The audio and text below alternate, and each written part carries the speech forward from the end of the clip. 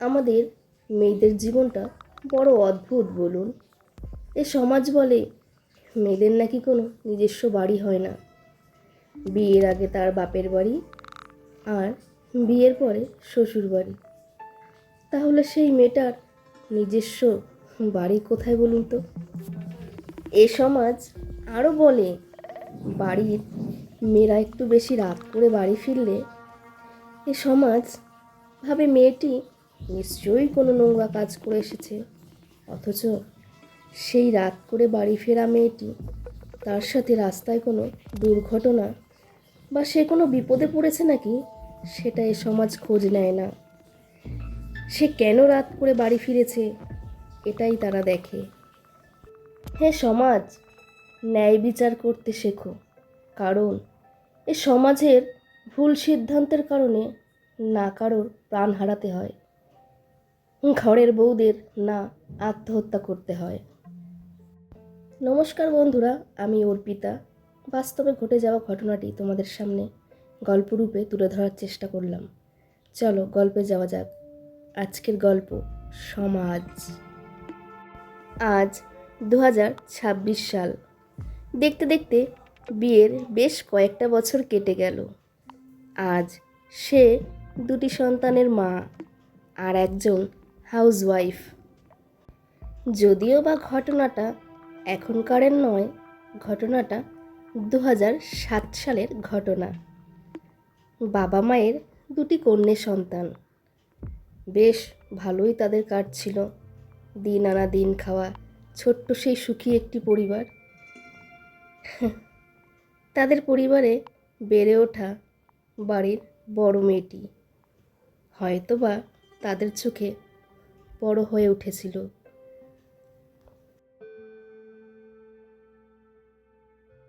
তাই তো তার বাবা মা তার জন্য বিয়ের কথা ভাবছিল। আচ্ছা, সত্যিই কি সেই মেয়েটার বিয়ের বয়স হয়ে গেছিল? বিয়ের জন্য সে উপযুক্ত হয়েছিল? চলুন জানা যাক। এদিকে ধীরে ধীরে বেড়ে ওঠা সেই মাঠে ঘাটে ছুটোছুটি করা সেই মেয়েটি, শৈশবকালের খেলাধুলা করা সেই মেয়েটি বাবা মার কথায় অমান্য হতে পারল না। বেশ, যেই ভাবনা সেই কাজ। হঠাৎ করে তার বাবা মা সেই মেয়েটির জন্য একটি পাত্রের সন্ধান পায়। এদিকে পাত্রী তখনও তার শৈশব জীবনে খেলাধুলার মধ্যে চলছে, পড়াশোনা সবেমাত্র ক্লাস 8। বয়স বয়স সবে 14। তখনও সে সাবালিকা। তার বাবা মার চোখে সে হয়তো অনেক বড় হয়ে গেছিল। বাবা মা যা সিদ্ধান্ত নেবে বা আশেপাশের সমাজের বড়রা যেটা সিদ্ধান্ত নেবে সেটাই শেষ সিদ্ধান্ত।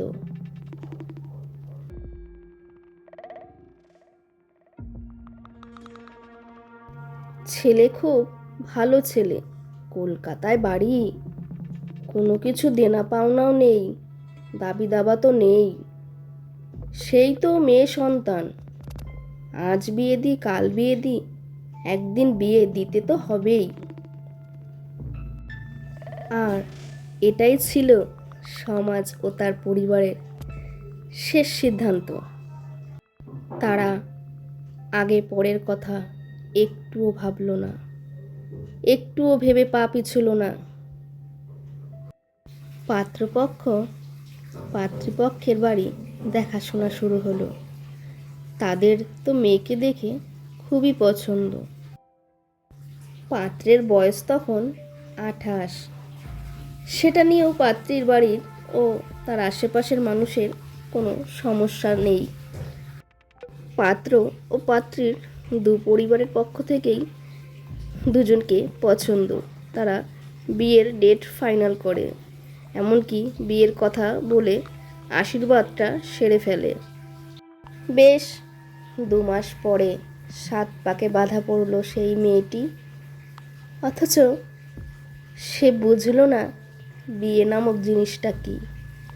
তার বাবা মাকে ছেড়ে সে একটি নতুন পরিবারে আসে।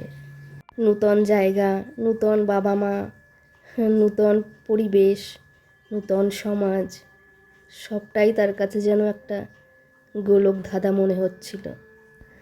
সে দেখল তার পরিবারে তার শাশুড়ি মা আর তার স্বামী আর তার একটিমাত্র দেওর। বেশ তাদেরকে নিজের মতো করে মানিয়ে নেওয়ার চেষ্টা করলো, তাদেরকে আপন করে আঁকড়ে ধরে বাঁচতে চেয়েছিল। বেশ এভাবেই কয়েকটা মাস ভালোভাবে কেটে গেল।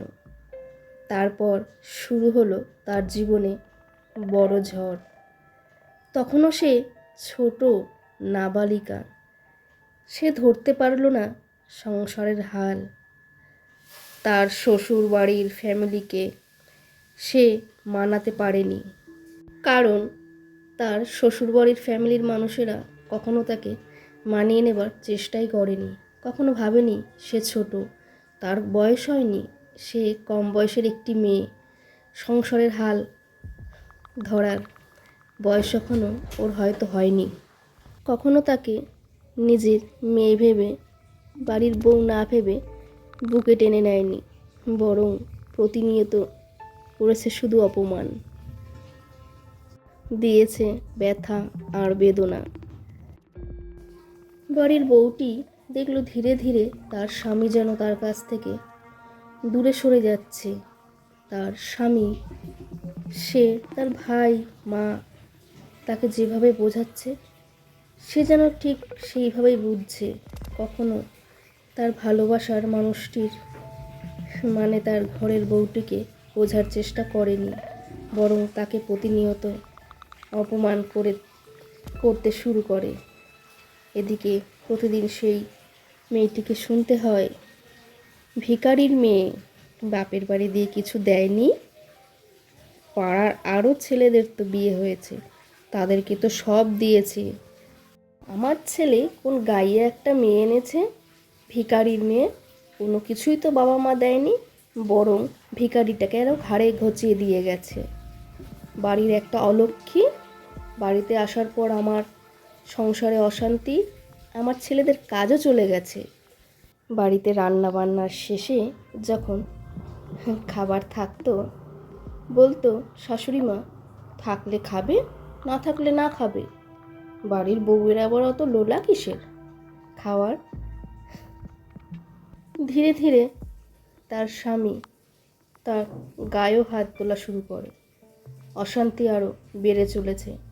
শ্বশুরবাড়ির আশেপাশের সমাজের মানুষ বলতে থাকে যে, কী মেয়ে এনেছে তোমার ছেলে, এত অশান্তি হয়, কই আগে তো অশান্তি হতো না, ওর বাপের বাড়ির লোককে ডেকে সব কিছু বলো, মেয়েকে নিয়ে যেতে বলো, তোমার তো ছেলে, তোমার কি যায় আসে, ছেলে মানুষের একবার কেন 10-12 বিয়ে হয়, বউ চলে গেলে তুমি আবার বিয়ে দেবে, এমনটাই আশেপাশের সমাজের মানুষ বলতো। কিন্তু কখনো সেই সমাজের মানুষগুলো এসে বলেনি যে, মেয়েটাকে এনেছো সে তো বাচ্চা, তার তো বয়স কম, বয়স হয়নি, আস্তে আস্তে সব বুঝবে, একটু তোমরা মানিয়ে নেবার চেষ্টা করো, তাকে একটু সময় দাও। যেই মেয়েটা তার বাবা মাকে ছেড়ে এসেছে, সে সমাজের কথা ভেবে কখনো সংসার ছাড়তে চায়নি, ভুলেও সে সংসার ছেড়ে বাপের বাড়ি যাওয়ার কথা ভাবেনি। বিয়ের পরে মেয়েদের শ্বশুর বাড়িটাই তার নিজের বাড়ি হয়ে ওঠে। এই সংসার ছেড়ে সে বাপের বাড়ি যাবে, এটা কখনো সে ভাবেনি। সে গেলেও তার বাবা মাকে সমাজের মানুষের কাছ থেকে অনেক ছোট বড় কথা শুনতে হবে। তাই তো সে এই সমাজের কথা ভেবে সিদ্ধান্ত নিল যে, বিয়ে মানুষের একবারই হয়, বিয়ে করে সংসার করতে যখন এসেছি এখানেই থাকবো। দেখতে দেখতে প্রায় বিয়ের 1 বছর কেটে গেল। এদিকে অশান্তির মাত্রা আরও বেড়ে যায়। তার স্বামী তার বাপের বাড়ির লোককে ডাকে, তার বাবা মা আসে তার জামাইয়ের বাড়ি, সেখানে তাদেরকেও বাদ দেয়নি অপমান করতে। বলছে, কি মেয়ে জন্ম দিয়েছেন, কোনো শিক্ষা দেননি, নিয়ে যান আপনার মেয়েকে, আমি ওর সাথে আর সংসার করব না। বাবা মা মেয়েকে বুকে জড়িয়ে ধরে কেঁদে অপমানের বোঝা মাথায় নিয়ে বাড়ি ফিরে গেলেন। শুধু বলে গেলেন, বেয়ান ও ছোট, ওর এখনো বয়স হয়নি, ওর এখনো বোঝার বয়স হয়নি। জামাইয়ের হাত দুটো ধরে বললেন, বাবা একটু মানিয়ে নেবার চেষ্টা করো, দেখবে একদিন সব ঠিক হয়ে যাবে, একদিন ও বুঝবে, তুমিও বুঝবে। শুধু ভগবানের ওপর আস্থা রেখে সংসারের আরও কয়েকটা বছর বেশ কেটে গেল, কিন্তু তখনও সেই মেয়েটি পারেনি সংসারের হাল ধরতে, মানে তার শ্বশুরবাড়ির মানুষকে মানিয়ে নিতে। এদিকে দেখতে দেখতে তার কোলে একটি সুন্দর কন্যা সন্তানের জন্ম হয়। আর হয়তো মেয়েটি ভেবেছিল, হয়তো এবার শাশুড়ি মা তার কন্যা সন্তানটিকে দেখে বা কন্যা সন্তানটিকে পেয়ে সব অভিমান ভুলে গিয়ে তাকে মেয়ের মতন বুকে জড়িয়ে নেবে। কিন্তু তার এই ভাবনা একদমই ভুল। হ্যাঁ, ভুল ছিল এই ভাবনা। এখন শুরু হলো নতুনভাবে নতুন অশান্তি। সদ্য মা হয়ে আসা সেই মেয়েটির ওপর তার সেই সদ্য বাচ্চাটির বয়স তখন 6 মাস। সে আর পারছে না এই সংসারের অবুঝ মানুষগুলির সাথে, কারণ সেই সংসারের অবুঝ মানুষগুলি সেই মেয়েটিকে কখনো বোঝারই চেষ্টা করেনি, বরং দিনের পর দিন করেছে শুধু অপমান। ওরা শুধু আমাকে না, আমার বাবা মাকেও অপমান করতে ছাড়েনি। যেখানে ভালোবাসাই নেই সেখানে থাকার কোনো মানেই নেই। যখন এই দুনিয়ার সমাজ বলে কিছু নেই, কি হবে এখানে বেঁচে থেকে? সে তার জীবনের বড় একটি ভুল সিদ্ধান্ত নিয়ে ফেলে, আত্মহত্যার।